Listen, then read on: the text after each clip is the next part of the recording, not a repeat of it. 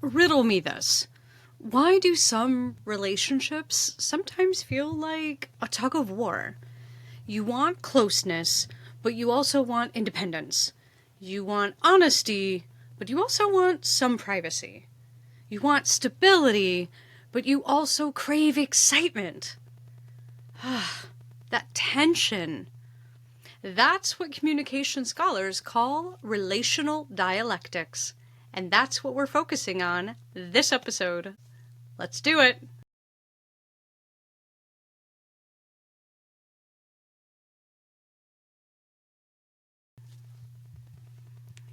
So welcome back. I'm your host, Dr. Malynnda Stewart, and today we are diving into Relational Dialectics Theory. This was developed by Leslie Baxter and Barbara Montgomery around the 1980s. And this theory doesn't see tension as a sign the relationship is failing. Instead, it argues that tension in a relationship is natural, inevitable, and even necessary to human connection. And I gotta be honest here, it's definitely one of my favorite ones to read about and explore and see in real life. So one thing that we have to keep in memory about this theory is that there are some core assumptions, as with everything. And the first is that relationships are dynamic. They're not static. They're always evolving. They're always changing. And they change based on things that have happened in the past and allowing us to think about what's going to happen in the future. Contradictions in relationships are totally normal. It's going to happen. And honestly, they're kind of the heart of relational life. And as always, communication is going to play a huge role in how we manage these contradictions. In other words, there's no such thing as a perfectly balanced relationship. Instead, relationships are constantly negotiated as people manage and push and pull of opposing desires. Think to yourself the relationship that you might be in right now. Sometimes you really want that closeness and you want to do everything together. And then there are times where you need that separation. You need time on your own to think through things or do things just with your friends and not with your partner or not with your bestie. Maybe your bestie you hang out and sometimes, but other times you want to hang out with a different group of friends. And that's one thing I want to keep in mind here is that when we talk about these tensions, it's not just romantic relationships. These tensions occur with families, with our work colleagues, our best friends, and so many other types of relationships. We can see these same kind of tensions at play. Now, some key factors of this and the key aspects of these tensions start with connection versus autonomy. This is the question, that push and pull of, do I want to be close or do I want my independence? I have friends that do everything with their partners. They work at the same place, they're on the same extracurricular teams, they do everything together. They're very connected. And then I have other people in my life that really value that autonomy. You go do your thing. I'm really not into that, so I'm going to be over here. And that works for them. So we have this push and pull, and sometimes we want to do all those things together, and sometimes we need our alone time. Next is openness versus privacy. Do you tell your partner everything? Who are the people you tell everything to? And who are the people that you maybe keep some things private? So again, depending on the relationship, depending on the person, you might be very open or you might really value that privacy. And it may not even just be that person. Sometimes it's based on the context. It may be based on the topic. So you're going to have that constant push and pull. Maybe I'm really open talking about my favorite hobbies, but I'm a lot more private about what I share about my family. Depends on the person, depends on the topic. Next, we have predictability versus novelty. And this is that real visual one that we see within relationships, romantic relationships especially, because sometimes we really like that predictability. I know that when I get up, my partner is already going to be awake because they are always awake before I am. They have already done a number of different things around the house. They're more than likely have already poured me some coffee because they know that I need my human juice in the morning. And I can rely on that. And it's very comforting to know that I can rely on that. So that's the predictability side. But it's also kind of exciting to know that that person might do something new and exciting and surprise me from time to time. That novelty, that uncertainty of things can be really great in a relationship. And for some people that don't want to settle down or get bored in relationships early, that's because they really value that novelty.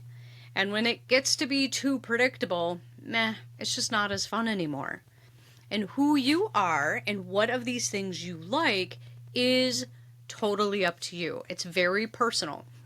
And there's not one that's better than the other. It's just who you are.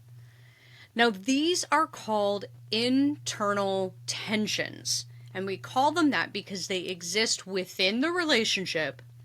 But I want to note that Baxter and Montgomery also identified external tensions as well.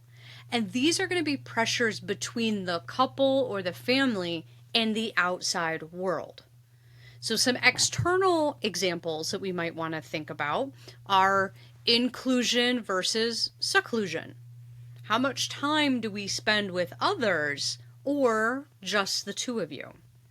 We have conventionality versus uniqueness.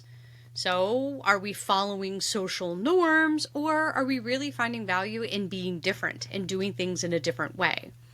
For example, I recently got married and we had a teeny tiny little celebration, and because it was on Friday the 13th, everyone wore black. That was very unique and very special. And it was something fun and playful that my friends and I and my partner and I decided to do. I wore a beautiful black sparkly gown. It wasn't goth or anything, not that there's anything wrong with that, but we just decided to do something unique for our celebration of love. The third example that I'm going to give you is revelation versus concealment. Sharing details. What are we revealing to other people versus keeping them private? How many details do you share about maybe a conflict that you have within your family or within your with your partner? Or do we keep those things private? Important things to take into consideration. Now, how we manage these tensions is really, really important. It's important because we need to think about balance. We don't eliminate these contradictions. Instead, we have to manage them. And Baxter and Montgomery identified several common strategies, such as selection, choosing one side of the tension, and kind of always prioritizing that. And the big piece of this is that we need to have this be a conversation with you and the other person involved. So if we're going to prioritize closeness, that needs to be a conversation that we have. And we decide as a couple that this is going to be something really important. Your family may say, we don't talk about family problems with people outside of the family. We're going to conceal that. Again, conversation that you have about how you manage these tensions with the people involved. And you agree on them, or you agree to disagree. But that is going to be a whole nother conversation. We also might need to think about separation. Favoring one side over the other in certain times. So, how often are we spending time just together? Or maybe we are going to value that autonomy. Neutralization is when we're going to strike a compromise. We're not fully satisfying either side, but we're going to reduce the conflict by just saying, you know what, right now I think we're just going to kind of agree to disagree. And we're going to find a neutral ground that makes us both feel good in this relationship. And finally, we can manage it through reframing, changing the ways that we see the tension. In other words, we can see novelty as instability, but we can also see it as growth and as something that's really exciting. So, why does all of this matter? Well, relational dialectics theory reminds us that tensions aren't necessarily a red flag. It's a feature of relationships. And understanding these tensions, these push and these pulls, help us navigate our friendships, our romantic partnerships, our family communication, even our professional collaborations. So instead of expecting perfect balance, this theory tells us to expect movement, negotiation, and most importantly, allowing for change. So to sum this up, we've talked about how relationships are full of contradictions, and these contradictions are normal. Communication, surprise, surprise, is going to be how we manage this consistent tension between opposing needs. Thanks for joining me for this episode of Communication Campus. I'm your host, Dr. Malynnda Stewart, and in our next session, we are going to be talking about communication privacy management theory. Until then, remember, tension isn't the end of a relationship. It's actually a sign that they're alive. See you next time.